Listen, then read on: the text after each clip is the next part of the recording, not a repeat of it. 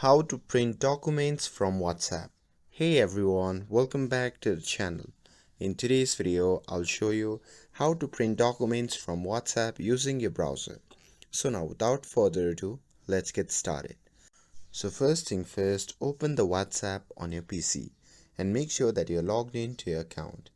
And here, once you are inside the WhatsApp, here is a chat where I sent myself a PDF from another device. So now to print this document, we first need to download it. So hover over to the file and click on the down arrow icon beside it.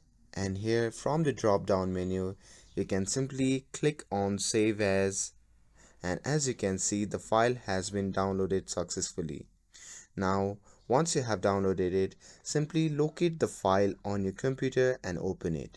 And once it's open, simply press Ctrl plus P on your keyboard, and that's the shortcut to open the print window. And once the print window pops up, you can choose your printer, adjust the settings if needed, like orientation, color, or number of copies. And once you're done with that, you can simply click on print. And that's it. That's how easily you can print any document sent to you via WhatsApp. With this, if you found this video helpful, then don't forget to like, share, and subscribe to get updated for more videos. Thanks for watching, and I'll see you in the next video.